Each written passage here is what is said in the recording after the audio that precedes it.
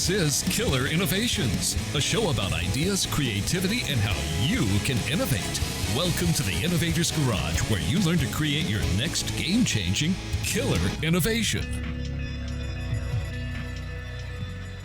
Welcome to Killer Innovations. I'm your host, Phil McKinney. We are live here in the studio, as we are most Sundays, when I am not on the road traveling, that is.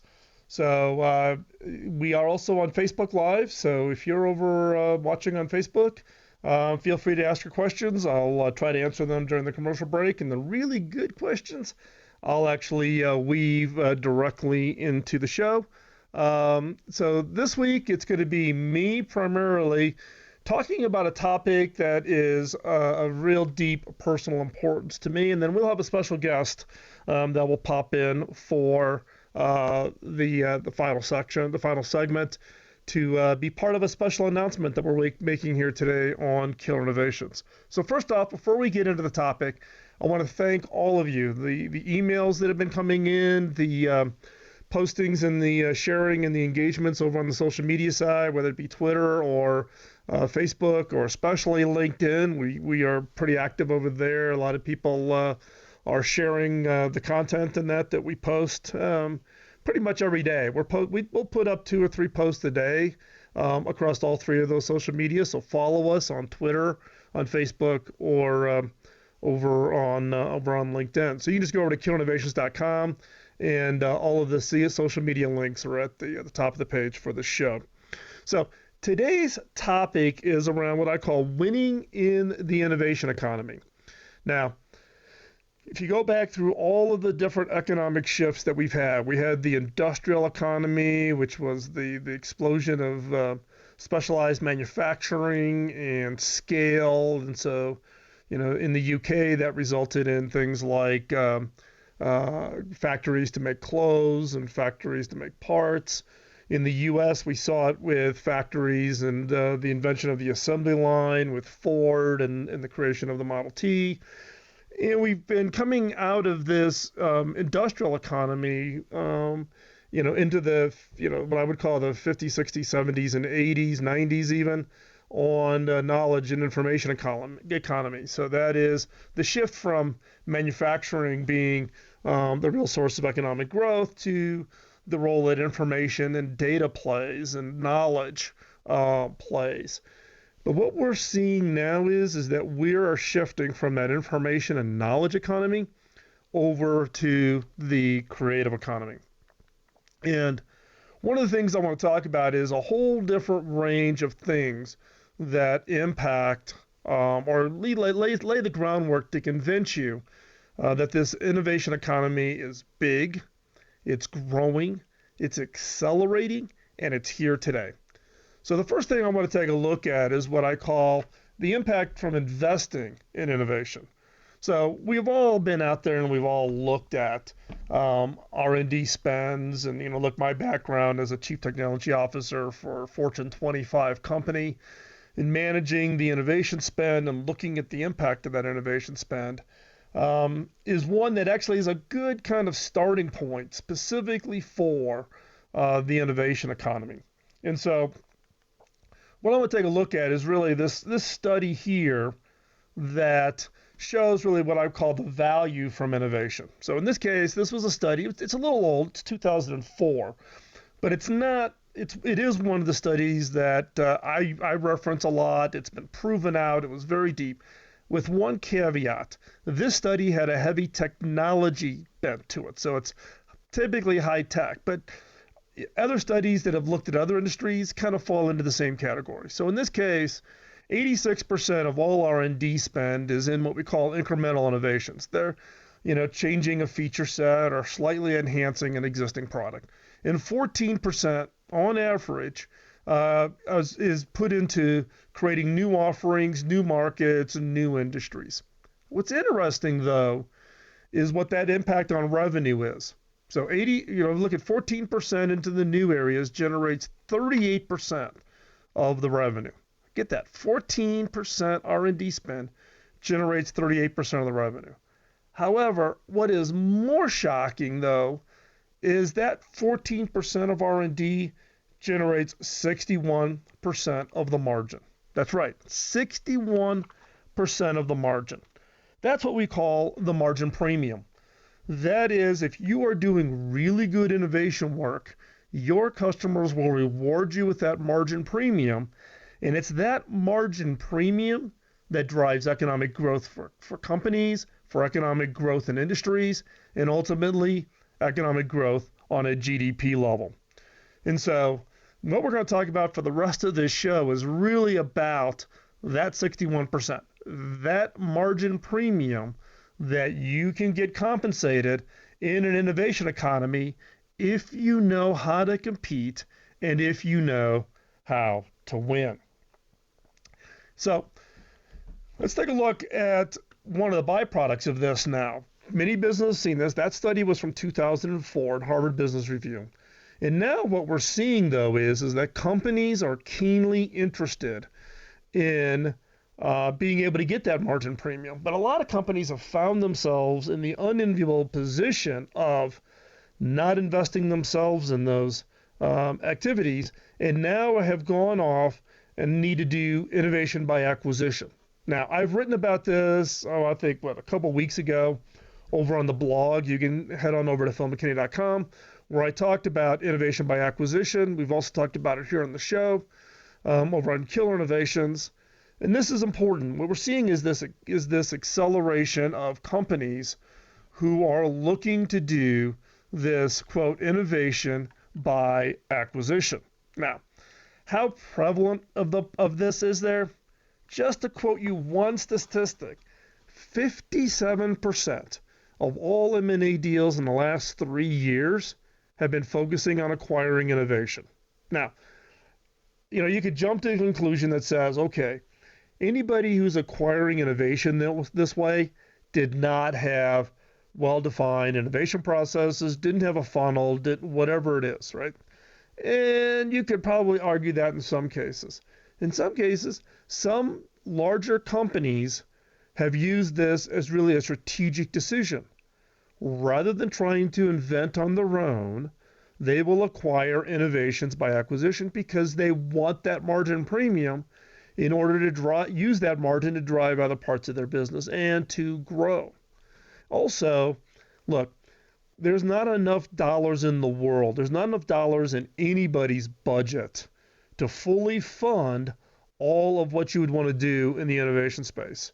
It just isn't there, right? Look, at HP, total HP spend in 2011 on R&D was about $4 billion, 47,000 engineers, and 300 PhD researchers in labs. That's a lot of resources. Even with that kind of size, feeding a revenue for a business of 120 billion US dollars, that's not enough money even in order to make sure that you've got enough bets in all of the possible industry areas. So innovation by acquisition is not always a negative thing because there's new technologies, new areas, new innovations that pop up that you want to play in, that you want to get involved in, that you need to be a player in. And so in those cases, acquisition becomes a viable strategy. But what does this really mean? What is this 57% of all M&A deals in the last 36 months? What does that really play into this thing called the innovation economy? You bet. Because if I'm acquiring for innovation, I'm assuming that who I'm acquiring is doing really good, top-notch innovation, and therefore they've got an innovation premium. The innovation premium is really that metric, that golden egg that innovation generates that feeds and drives economic growth. If you look at just the innovations driving economic growth in companies like Apple or Facebook or Google, business, in the case of Google and Facebook, that didn't exist in the last 15 years, all just emerging in the last 15 years and actually swamping the total market cap of all of those technologies and innovation areas of our largest companies, such as the issues around General Motors and other large companies, large manufacturing companies that have come out of kind of that manufacturing economy and that knowledge economy. You've got companies like Google and Facebook that have a larger market cap than any of those.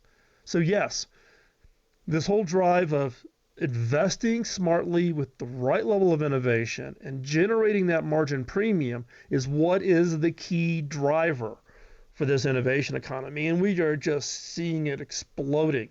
It will become the new thing. So stay right there. When we come back, we're going to pick up this conversation. We're going to take a look across the entire economics of innovation and how do you win at it. And again, we've got this special announcement in the fourth segment, so you're not going to want to go anywhere. We're going to be right back after this quick commercial break. You're listening to Killer Innovations on the BizTalk Radio Network.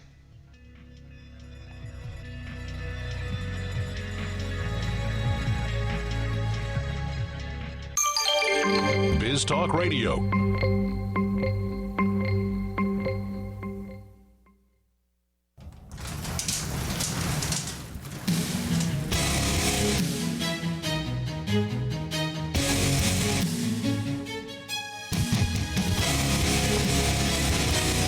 This is Killer Innovations, a show about ideas, creativity, and how you can innovate.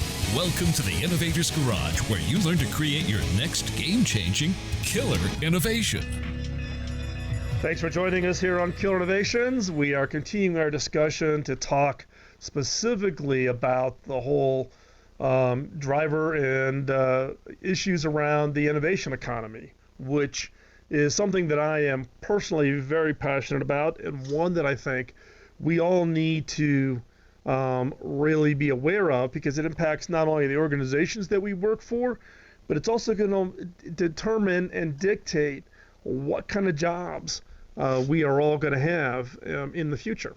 And so it's going to be increasingly important to make sure that we all understand what that role of that innovation economy really is. So let's continue our conversation around the innovation economy, and let's talk a little bit about this thing that I'm calling the impact on GDP. Now, what do I mean by GDP? GDP is this thing that the governments all measure around what we call gross domestic product. So the total output of a country. So GDP gets tracked for the U.S. government and countries around the world, and it's one way that investors look at a country to determine if it's an area that you can invest in. It's got a robust local economy that is generating both jobs and good returns on investment, and is seeing growth, meaning the role of that government and what gets produced is something that other people want and that other people will buy. So what is the innovation impact on GDP? Now, GDP in a lot of countries grows. It varies pretty widely. China has been at a GDP growth that's been north of 7%, 8%. There for a while, it was north of 9%, which is unbelievably, no country can sustain that kind of a GDP growth, annual GDP growth. But, most countries, 2%, 1.5%. But growth is important. It is the signal to the world economy that what your citizens are producing is important, that others buy it, and therefore is a driver for the economy. Now, what's really interesting in this case, though, is that innovation is now credited with more than 50% of GDP growth over the last decade. So we've had this shift of GDP primarily being measured on, how many widgets were manufactured and how many cars were produced and how many, you name it, tractors and, things like that, hard tangibles that were produced. Now, more and more, though, the GDP growth is driven by the new things, the new innovations, meaning 50% of the GDP growth is coming from items that are relatively new, not another automobile or another tractor or another whatever. So innovation is having a huge driver for this GDP growth. And now it's actually becoming important when you look across all of other countries as to what is it that makes up that GDP, and therefore what could it be from the standpoint of the role. Now, In the past economy, another way to look at this is not just with GDP growth, but to also look at it from the standpoint of stock market. If you look at the stock price today, and you look at the stock price, from a decade ago or 2 decades ago, longer back, stock value was tied to book value, tangible assets, things like buildings and factories and machines in the factory and tools and inventory, things that you could go around and touch, and count. But now more and more shareholders are bidding up those shares in order to contain what we call that innovation value, the non-tangibles, patents, copyrights, the expectation that a company is going to be able to continue to drive and create new innovations. You don't know what their next thing is, but they bake that future into the current share price. Perfect example of that is Apple. And if you remember back, 18 months ago or 2 years ago, there was this expectation that Apple was going to announce a new phone. Now, Apple didn't announce anything. It was purely market expectation. And you started seeing the share price start to do this rise.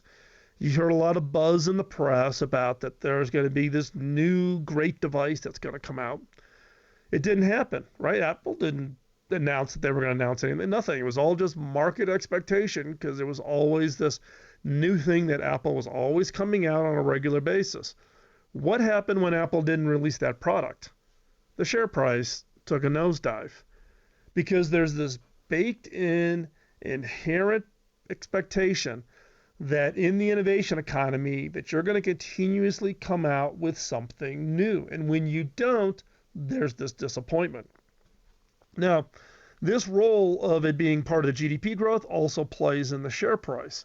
And the real challenge is that it's accelerating.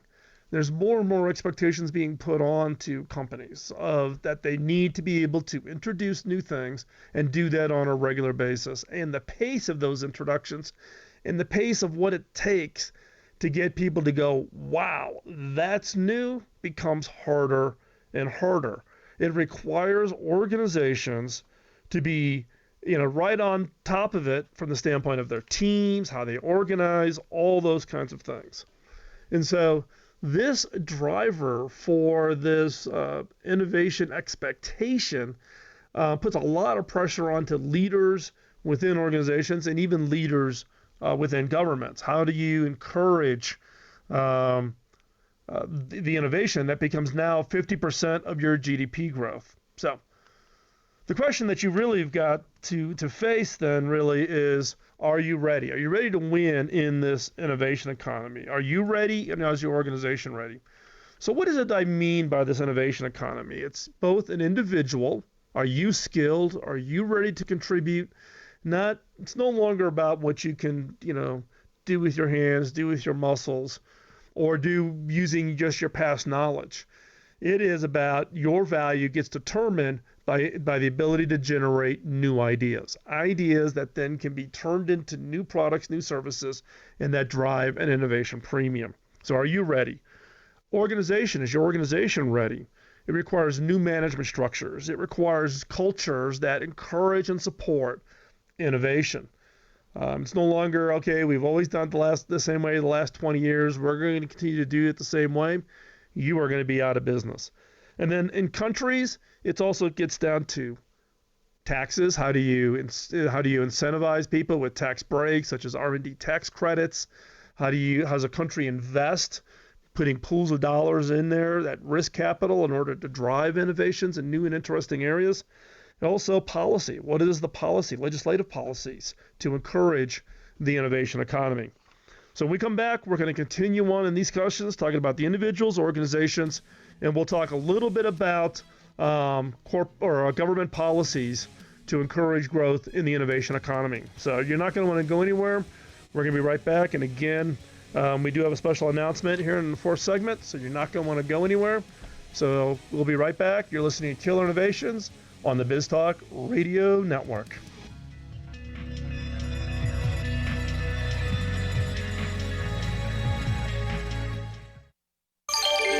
BizTalk Radio.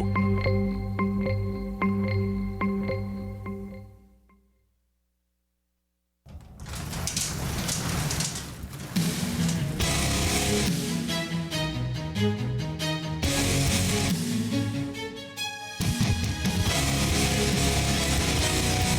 is Killer Innovations, a show about ideas, creativity, and how you can innovate.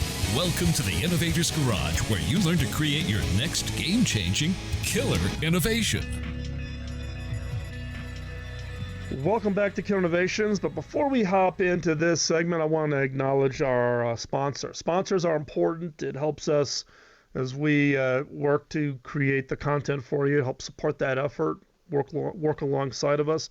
Sponsor for today's show is Zoom. I've been a long-time user of Zoom. If you've been a long-time follower of this show, you know that we use Zoom each and every week to connect with our guests who come in and via Zoom to participate from all over the world. Zoom, it's you got to try it out. It delivers absolutely flawless video, clear audio, a great method of sharing and collaboration, allows teams to work better together no matter where you're at. And how do I know this? Because I've been using Zoom for over a year, both here in the studio for the show, but also in my day job. In fact, at my day job, about a year ago, we started on this process of replacing all of our other video collaboration technologies to use Zoom. And now 100% of our team is on Zoom, and it has just been transformative. And in fact, we did that independent. It's not related to this sponsorship. We chose Zoom just because of the high quality of what it is they do. And it's not just us. Gardner just put them in the Magic Quadrant for web conferencing this year. And the other piece is I did a lot of research before I chose to use Zoom here in the studio for my guests. You know why? Because Zoom is the only video conferencing system out there that doesn't suck. So try it out. Give it a try. You get a free account that allows you to meet up with 50 video participants. Hop on over to killerinnovations.com/Zoom and check it out. So let's pick up our discussion with regards to the innovation economy. And we're going to start off really talking about organizations. Is your organization ready? Are organizations in general ready? So in this case, this is a survey that shows, CEO survey, it's Arthur D. Little. It's a little bit dated, but it's actually still been pretty accurate. That innovation, if interviewing CEOs, and I think there was like 250 CEOs in this survey, that innovation has increased in importance over the last 10 years. 92% of the CEOs say yes. Now, of those same CEOs, the question was, does innovation play an important role in the assessment of your company value? 73% say yes. It's important for the valuation. People at companies, if we're public, it plays a role in our share price. If we're private and we're an M&A target, the value of our innovation plays an important role in assessment of our company value.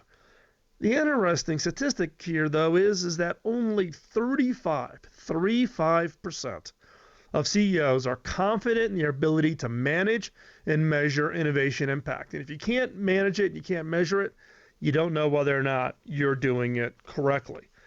And this is just an absolute shocking statistic. This last statistic is just mind-blowing for me. That you're only going to get 35% of the CEOs that get it. Now, I'm thinking, okay, that's really, really low. But here's even a more shocking statistic. And that is that only 17% of CEOs consider themselves above average when it comes to innovation. Sit back and think about that for a second. Only 17% think of themselves as being highly creative or being above average when it comes to innovation. So that just is shocking. So that tells me that some organizations get it, most don't. And let me tell you, I hear about it all the time. So the next question is your team staff ready? Are you even ready? Now, this is a statistic. If you listened to the show in the past, you've heard me quote this statistic. There was an Adobe survey out there that was questioning people's creative abilities. And in this Adobe survey, only 25% of people believe they are living up to their creative potential. They think there's more, but they just don't know how to do it. They don't think of themselves as creative. So the real result is, which means 75% of the population do not consider themselves able to think creatively. 75% of the population do not consider themselves to think creatively. Think about that from the context of the innovation economy, or some people may refer to it as the creative economy. And the challenge being is what is it you're going to do about this? If 75% of the population do not consider themselves creative, then who are going to be those people who are going to drive and win in the innovation economy? And let me share a point here on with regards to locations and government and all that. Everybody thinks it's Silicon Valley. It's not. There is no clear winner yet in the innovation economy. In the manufacturing economy, there were some pretty early winners. The UK was really big. US was really big. China came on strong. Russia came on strong. We are almost like a restart. We are in the first inning of a 9-inning game, using my baseball analogies, of the innovation economy. We are in the top of the first inning. You can't predict the winner yet, which means any country, anywhere in the world, if they get their act together, can win in this innovation economy. And it is mind-blowing what it's going to take from the standpoint of getting everything aligned, individual skill sets, organizational management styles, organizational cultures, and then the government, getting the governments aligned around the innovation economy. And there's very little alignment that's occurring. There's some shout-out countries that are doing some things incredibly well. I would hold up Singapore as an example where they revamped K through 12 education to actually teach things like critical thinking skills, problem-solving skills, etc. But just because Singapore is doing it well doesn't mean it's doing well in other parts of the world. In fact, in an analysis that was done on a very, very large segment of workers, and they categorized them by younger generation professionals and older generation professionals, only 17% of younger generation professionals are classified as problem solvers. Yeah, as opposed to 57% in the older generation. Now, I don't have a hypothesis as to why this is. So it's not like, obvious off the top of my head as to why there is this gap. But innovation is all about problem solving. You see a problem, you see a challenge, you see an opportunity out there. And then the question is, how do you solve it? What's the idea that you come up with and solve it? Now, I'm not saying that this is going to predispose that we're all in trouble because the younger generation isn't ready to take on the mantle. I don't know if all of us started at 17% and then over our experiences we become the 57%. I don't know. The study didn't go into that much detail, but this is just kind of one of those yellow flags. Now, I will argue, though, that in the educational system, we do not teach critical thinking skills. We do not teach problem-solving skills. We don't teach personal creativity. Look, what's the thing that gets wiped out of the educational systems, at least here in the U.S. and in a lot of countries, is what? Music and art. Music and art are really the first things our children experience that they themselves then discover that they are creative, that they are innovative, that they can come up with something new, right? Create a new painting, do a sculpture. My first big award that I won was an art project that I did in 6th grade. I still have it. I'm 56 years old, and I still have that 6th grade art project because someone said I was good at it, and that was one of the early sparks for me. So the question is okay, great. We're sitting here, it's doom and gloom, right? Only, so small number of companies are ready for it. Governments aren't really aligned on it, and the skill sets of the population aren't ready. So what are we going to do about this? That's what we're going to talk about in the next segment. What is it going to take, and how do you get the help you need in order to win in this innovation economy? Look, there's 12 years of content available in the show. There's my book. There's other people's books that are out there. We give away a 2 free-hour audio training just to kind of get you started. You can just go over either philmckinney.com or clearinnovations.com. A pop-up will come up. You can, snatch the free 2-hour audio training. There's lots of things out there. But I'm telling you, by the number of phone calls and the number of requests that I'm getting to come out and do speeches and run workshops, teach organizations, train teams, meet with governments on their policies. We're seeing this acceleration, and this is your heads up. You want to be in this game where you're going to get left out, just as like our fathers did, in case my fathers, when the steel industry went through the downside. So stay right there. We're going to be right back after this commercial break. We've got an exciting announcement for you to share kind of what's going on here. So don't go anywhere. You're listening to Killer Innovations on the BizTalk Radio Network.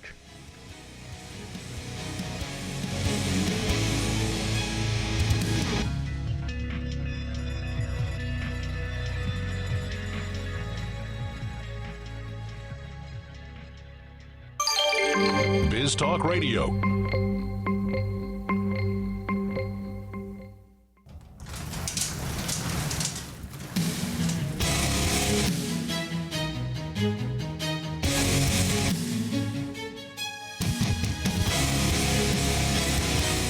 This is Killer Innovations, a show about ideas, creativity, and how you can innovate.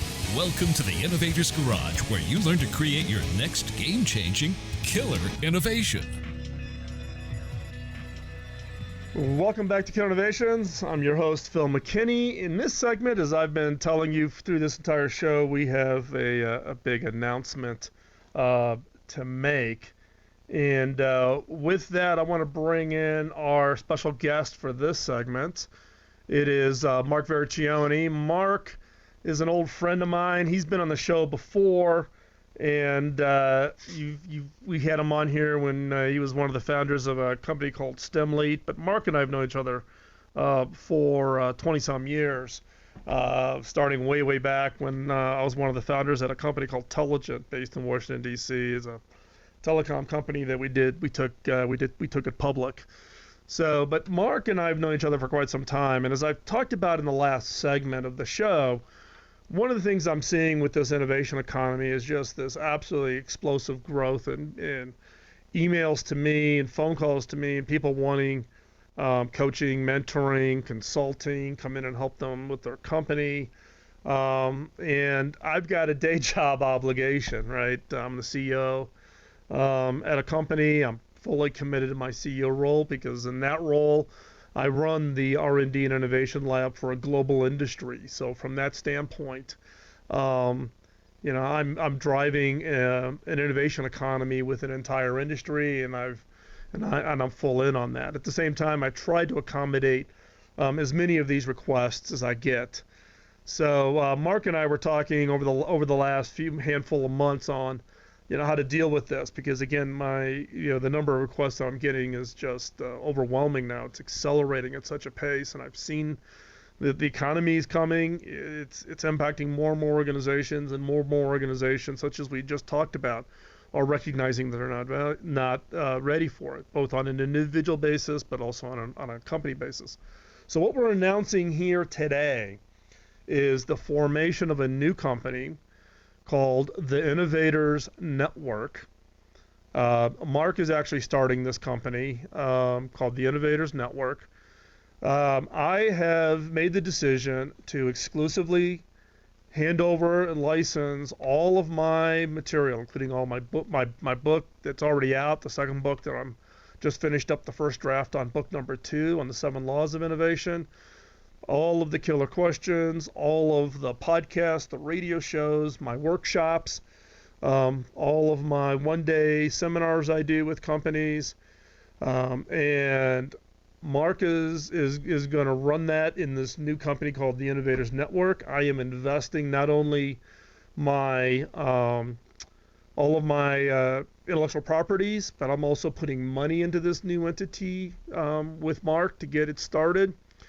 And Mark, with his team, then are going to take this and make this much broadly available. Scale it so that all the companies who are asking for help and asking for assistance, and individuals who are looking for skill set improvements and how do they get ready from a career perspective in this new economy, can have this access, can get to this information, can get the support they need. And it's the best way that I can think of from the standpoint of trying to extend the reach and help as many people as possible given that I've got a day job and I'm driving my own impact on the innovation economy with the role that I have running as the CEO of this R&D and innovation lab for the global industry. So with that, Mark, thanks for coming on the show. So it's so what's the weather like in Virginia today? Is it warmer? Hey, a little warmer than it was in the past. But hey, Phil, thanks a lot for putting me on the show and letting the people know what we're doing with the Innovators Network. I think as we've talked for many years, discussed and strategized, how to best get this in the marketplace. And we both see a gap in the marketplace today and a need for some of the things that we've talked about. Pushing in education and helping to drive that through workshops and innovation community, coaching, mentoring, online academy and so forth. And then, around the kind of instituting in a corporation, some of that life cycle engine of innovation, from culture to, methods and processes, and helping companies, create their story, entities, companies, governments, working with them and creating that story and ideating. And we've talked many years about ideation and how to best do it. And there's many processes out there, methods around doing it, but I think we've got a good one here that's been proven. And we've got some real people that have experience driving innovation in the marketplace. So, glad to get out here and announce this. And, folks want to go to Innovators, the innovators.network. They can see more about what we're doing. The big thing is this is a community and an effort to really drive, innovation and help people do it and help be successful in the innovation economy. Yeah, I think this is important. There's nothing going to change here on the radio show. Nothing's changing on the podcast. I'm not going anywhere. My focus is going to be continuing on the content delivery. I'm working on the second book now. Third book, title and rough outline is already kind of rattling around. We've got the Innovation Bootcamp, which we've been running a handful of times every year. So nothing changes along those lines, but it's really the ability to take that content and make it more broadly available. Also, we're not announcing it here today, but we have other innovators, people who are proven innovators in other industries and in other segments who will be joining the network here soon. So stay tuned. We'll announce those as they come up. So again, as Mark said, you want to hop over to the innovators.network. It's a landing page right now, but it'll give you a listing of the services that Mark and his team will be making available, including both individuals, helping individuals, with their coaching and mentoring and their ability to get their career in a position to really take advantage of this opportunity in the innovation economy, but also helping organizations. And one area that we're going to be announcing relatively soon is what we call the Innovators community, where I'll be involved in kind of an online virtual mastermind kind of mentoring opportunity, again, and something that I can scale easily and have impact. But again, the Innovators Network will be hosting that and running that. So you want to hop over to the Innovators Network, check that out. And Mark's contact information is over there, so you can feel free to reach out to him. If you have any questions, you can obviously reach out to me. And as we go forward, we'll be putting out more information as we get going here. So with that, we're going to wrap up the show here real quick. I want to thank you for joining. And again, hop on over to the Innovators Network and check out what Mark's doing there and see if that might be of assistance to you. With that, we're going to wrap up today's show. We'll be here next Sunday live. You're listening to Killer Innovations on the BizTalk Radio Network.